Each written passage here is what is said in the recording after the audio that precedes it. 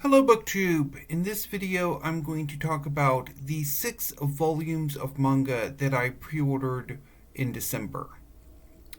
What I do is every month I put in a pre-order for the following month's forthcoming volumes of manga in the series that I actively follow and debut volumes of series that I want to try out. And normally, since I do these pre-orders with book people, the great bookstore in Austin, Texas, I usually receive the books a week or two into the following month. So the December manga haul I pre-ordered in November and did not receive them until the second week of January. So, yeah. So there are 6 volumes of manga to talk about, which is why I do these videos separately from weekly reads, because I can sometimes go on at quite some length talking about these volumes. So let's get started. So first up, and the order in which I read them is based on where they are located in my collection. So I'm going to start with Astro Royale, Volume 3 by Ken Wakui. Astro Royale is a shonen manga series about a young man who aspires to lead his father's Yakuza family. And this young man, Hiromu, sees himself as an old style Yakuza Don, who basically is more of a local hero, while his adoptive siblings are more criminal, I guess you could say. When the series begins, there's the head of the family, the boss, dies, and shortly thereafter, an event happens that grants some people superpowers, and they're called Astros. And these superpowers are sort of powered or sort of important mementos are the fuel or are connected to it. And Hiromu is one of these newly empowered people, and so are most of his siblings. And so, for much of the series, there's an ongoing civil war amongst this Yakuza clan over who's going to be the boss. And a few other things are also happening. So, this volume deals with the oldest adoptive sibling, who is the leader of one of the larger factions in this family, whose subordinates are actively hunting and stealing astro powers, as well as trying to destroy other members of the family, which brings the older brother into conflict with Hiromu and his allies.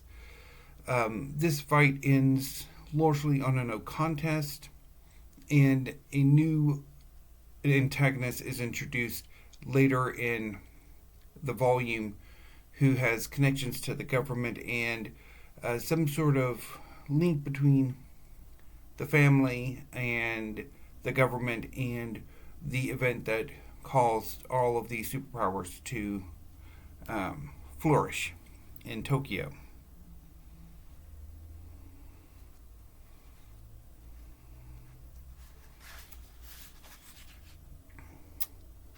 So, when I read the first volume a few months ago, I thought it was okay. I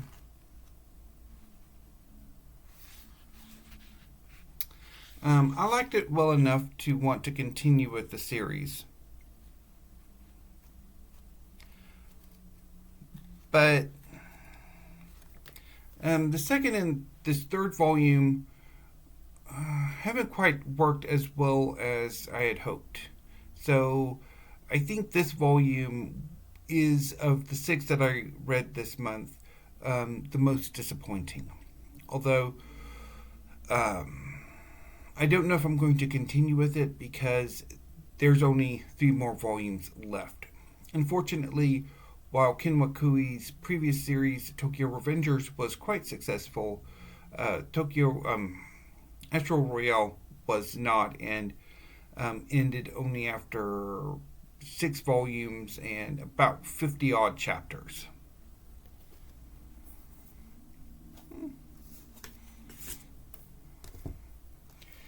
Next up is DanDaDan Volume 16 by Yukinobu Tatsu.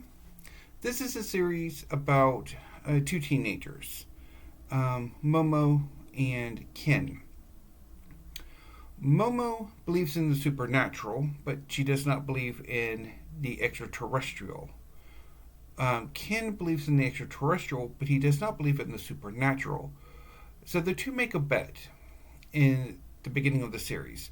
And so Ken goes to a place that is haunted, and Momo goes to a place that has been visited by aliens, and they discover that, at least in this setting, both aliens and the supernatural exist side by side.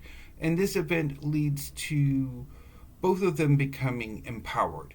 Momo's latent psychic abilities are awakened, and Ken, who goes by the nickname Okuran, develops super speed because he is partially possessed by a malevolent spirit called Turbo Granny.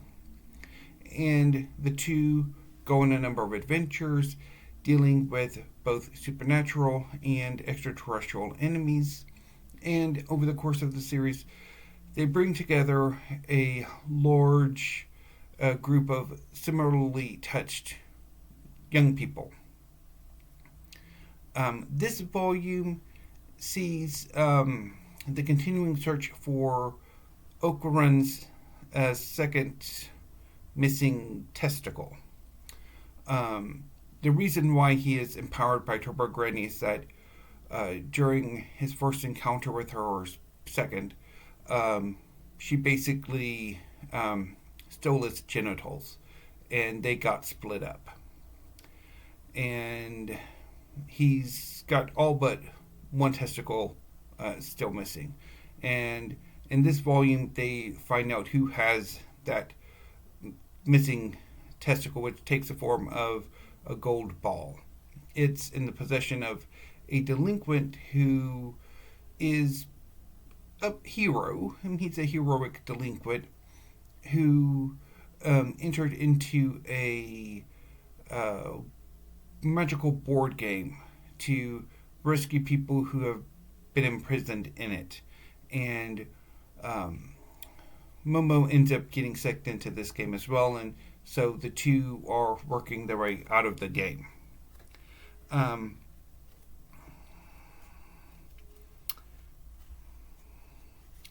So this is what it is like to be at this delinquent school.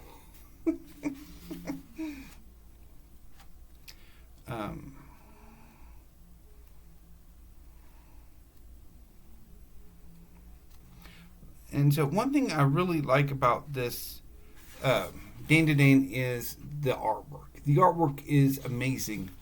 Although, I have to say,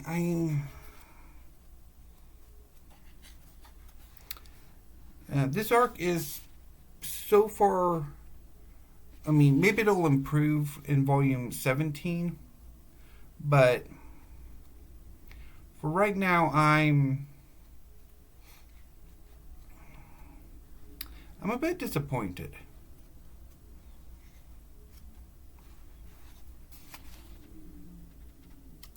In the storyline.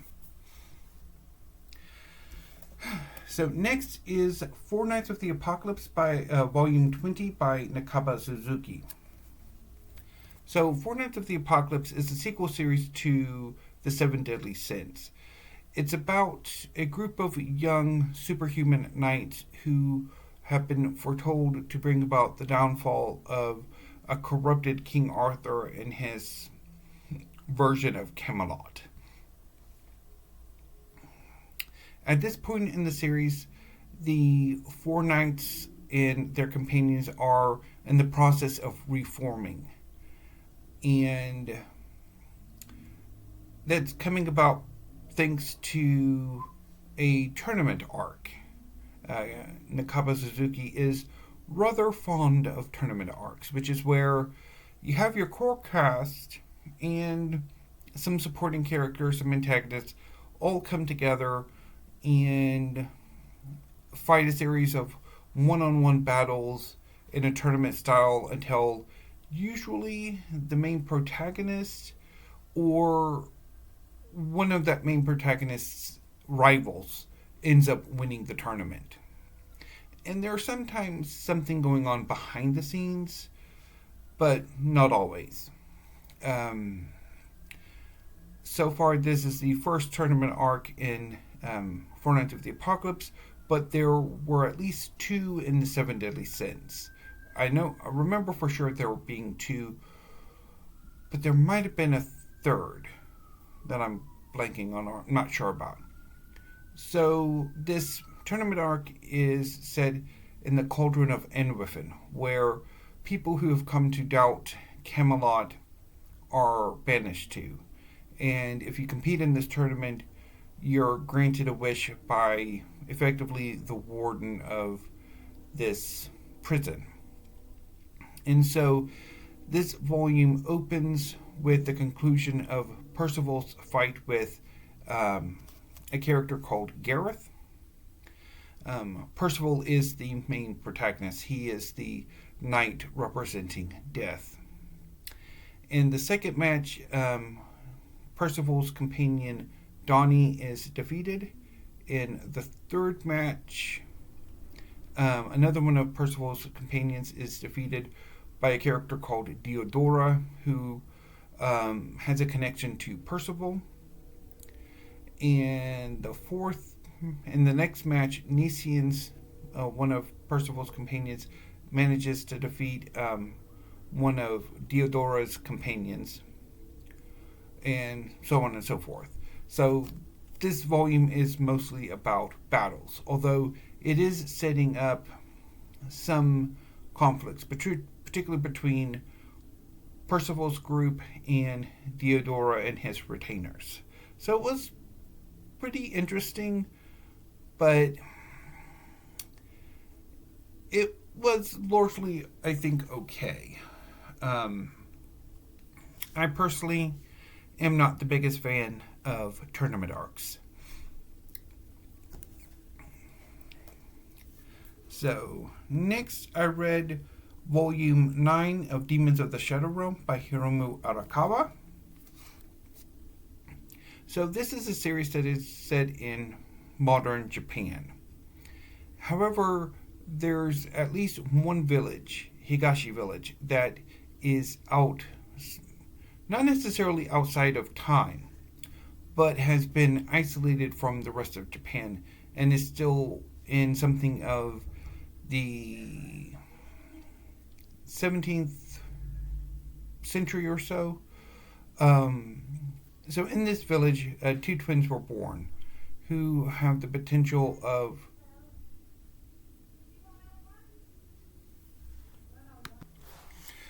Sorry for the interruption. There was an unexpected knock at the door that was once again a problem with my apartment complex, in that there are way too many apartments with the same number. Anyway, so back to Demons of the Shadow Realm, Volume 9 by Hiromu Arakawa. So there are these two twins born in this village, Yuru and Asa, who have the potential to gain superpowers. When the series begins, Yuru is a hunter for the village, while Asa has been imprisoned, seemingly for her own safety. However, In the first chapter, an assault is launched on the village by a clan called the Kagomori, who are opposed to Higashi Village. And the woman leading this assault is Asa. And so Yuru and one of the people who work as couriers between the village and the outside world flee the village alongside two guardian demons, left and right, who form a contract with Yuru. And Yuru goes and tries to figure out what's going on and who he can trust. And his goal is to reconnect with his sister and to find out what happened to his parents. This volume opens with the aftermath of events in the 8th volume, as well as figuring out who a new player in this conflict between Higashi Village and the Kagamoris are. Also, Yuru's guardian, Dara, learns that his father has returned. And so a lot of this volume is devoted to them reconnecting. So this volume was pretty interesting. The fights were pretty interesting. And I really liked some of the family sort of discussions that go on in this volume. So yeah, it was pretty cool. But it was pretty cool. So next is Mission Yozakura Family, Volume 20 by Hitsuji Gondaira. So this is a story about a young man named Taiyo, whose family died sometime before the series began. And his rock during this period was Mutsumi Yozakura, his childhood best friend. And it becomes apparent in the first chapter that Mutsumi is the head of a family of spies, the Yozakura, who in every generation, most of the children in the family develop superpowers, except for one, and this one becomes the head of the family. Mutsumi's oldest brother, Kyoichiro, has a very disturbing love for her, and he attempts to kill Taiyo in the first chapter. The rest of the family intervene, and the only way to prevent Kyoichiro from killing Taiyo is for Taiyo to marry Mutsumi. And so Taiyo joins the family as Mutsumi's fiance and eventually husband. And Taiyo gradually becomes a spy himself in order to protect Mutsumi and the rest of the family. And gradually it becomes apparent that there are former members of the family who are after them for their abilities. And at the end of the 19th volume, the former patriarch of the family sent his children and son-in-law sort of a detailed plan for a 5 years training mission so that they can improve themselves enough to where they can fight the coming threat. And so this volume is mostly set 5 years later, with most of the siblings separated, going on their own missions, and Mutsumi and Taiyo holding down the fort, with Taiyo basically becoming a professional spy, and Mutsumi and Taiyo having 2 children, Alpha and Hitsumi. And so this volume is largely focused on these twins, who are an anomaly in the family, and what exactly is going to happen with them once the family reunites to begin the final battle. So this volume was really neat.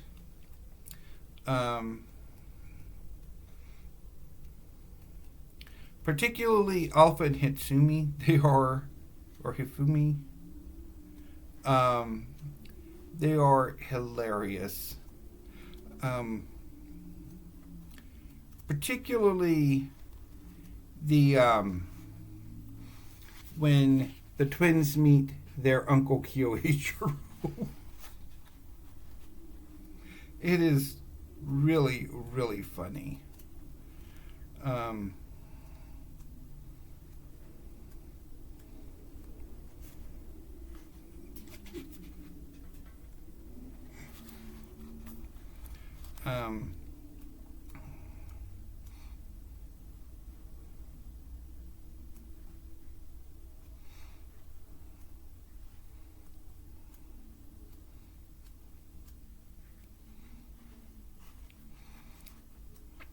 because even though it's been about 5 or 6 years, Kyoichiro still does not like Taiyo.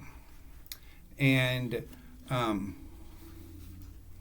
so there's a scene where Kyoichiro is trying to do something to Taiyo, which is making Alpha upset.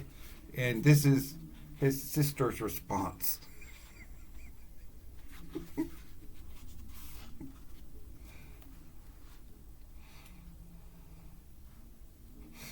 So it was hilarious. So this was really fun. And the final volume I read is Zom 100 Bucket List of the Dead, Volume 18 by Haro and Kotaro Takata.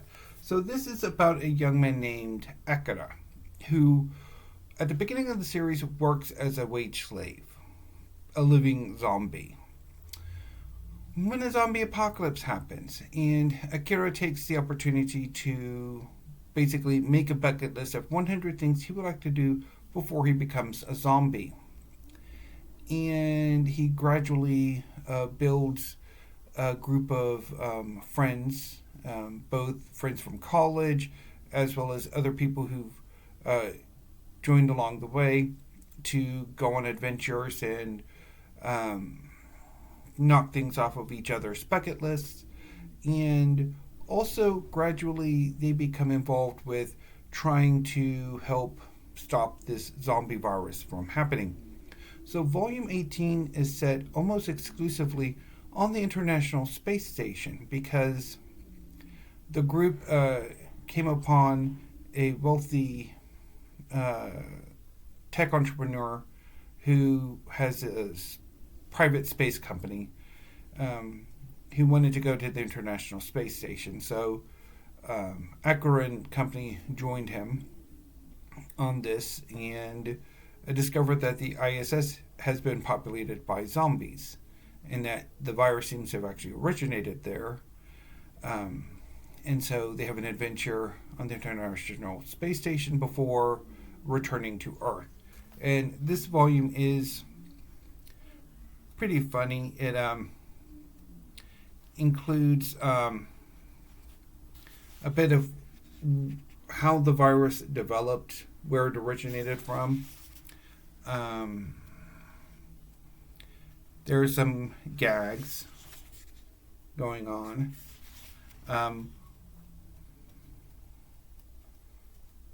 But at the end, there's a very, very hopeful message. And I really liked how the Ukaiji, the billionaire, is rescued. Because he gets into something of a pickle. And basically they use zombies to get back to the airlock.